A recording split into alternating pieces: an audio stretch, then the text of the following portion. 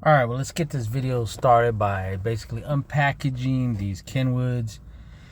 They just come typically like every speaker with some plastic around them. It does have a plastic grill that it comes with. And this is just your basically typical coaxial speaker, nothing special. Has a stamped steel basket, and it does have the large and small spade connector right here.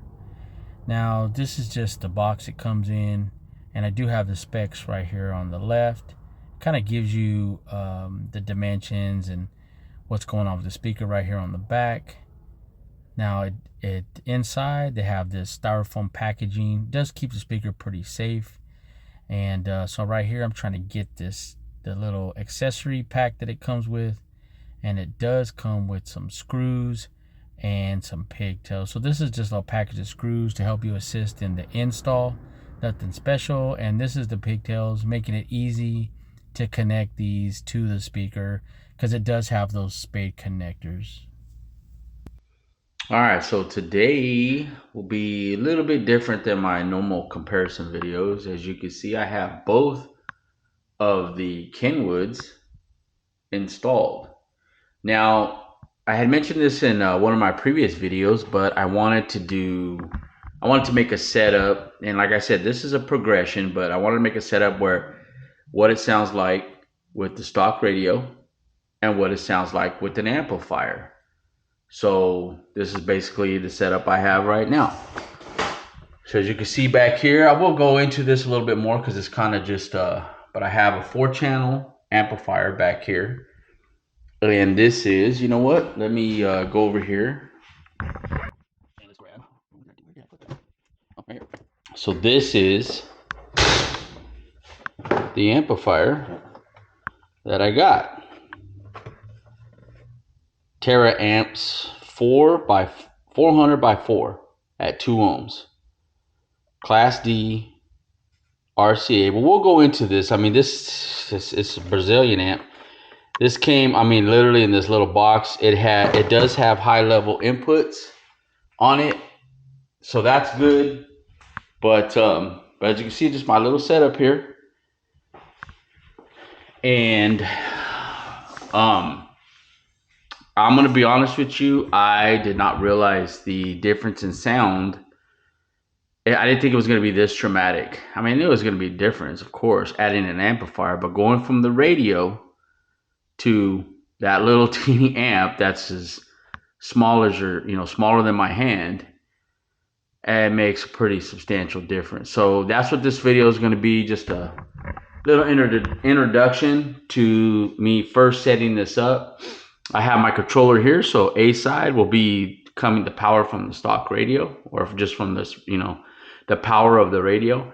And B, so when I switch it over to B right here, it's going to be that 4-channel amplifier that I have mounted behind this speaker right here, and it's running off this power supply. And I'm not sure how accurate this is, but even, I mean, when the volume's up pretty high, it's only pulling like maybe a little bit more than 2 amps. So I'm not sure how accurate that is, but it seems to be working just fine. Anyways, I'm going to give a demonstration, and let's see how it turns out. All right, well, we're going to get going with just some music that I've been using just to keep it, just to maybe have a good comparison. But let's start out with the just a regular radio amplifier. Let's go.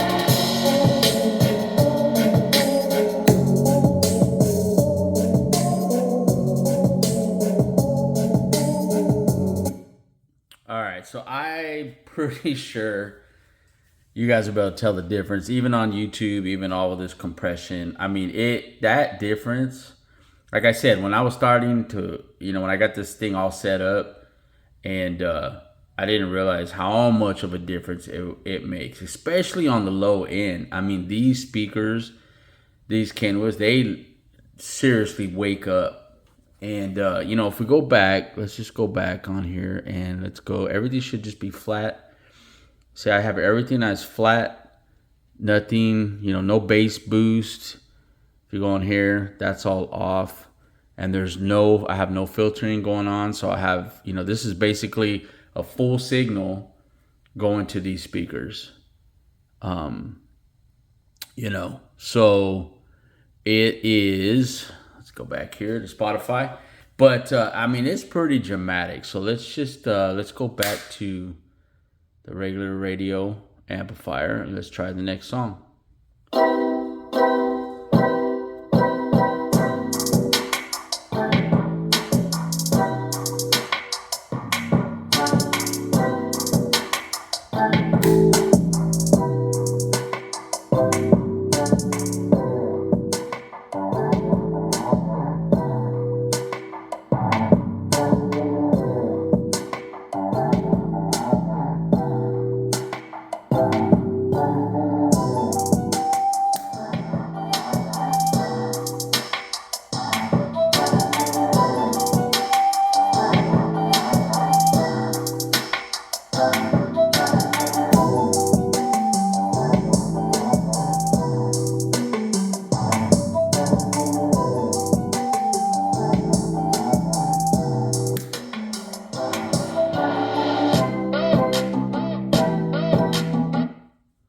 All right.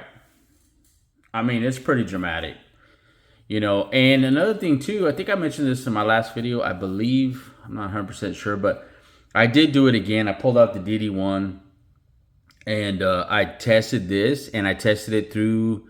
And another thing too, when I first was messing with these radios, I couldn't get the RCAs to work. But I finally figured it out.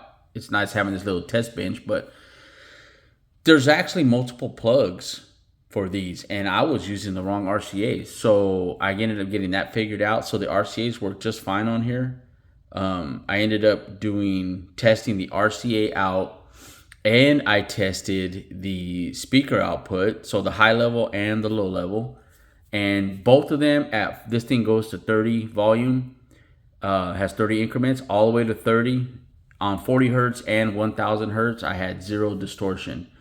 So then, of course, I ran through the amplifier.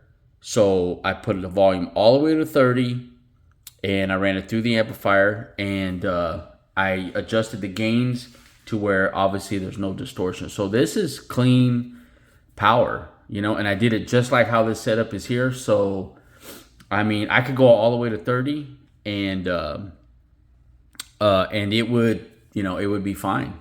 Obviously that's way too much power for these little speakers.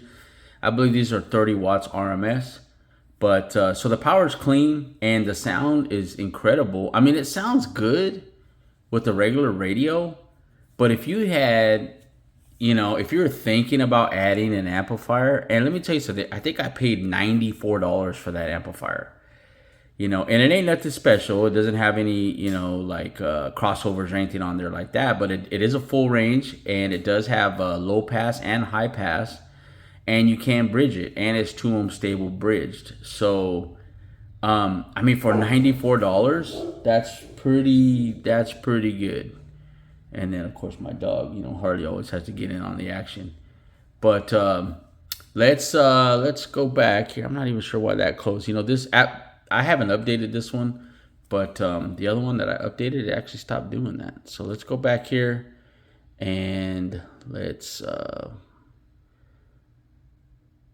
For some reason, it likes to force close. Where's my local? All right, let's go back. So let's just try. I guess let's just keep going.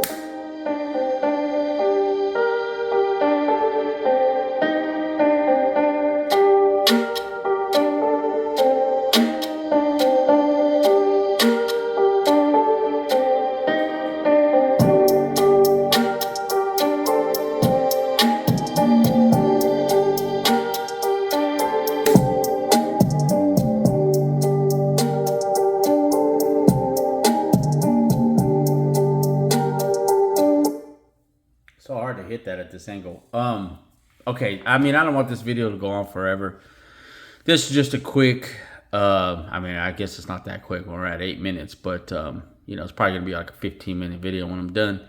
But anyways, I just, you know, when you hear it, because I've actually never done this, right? I've never done anything like this where, I mean, you can go from boom to boom, and it's dramatic when you have it basically like side by side.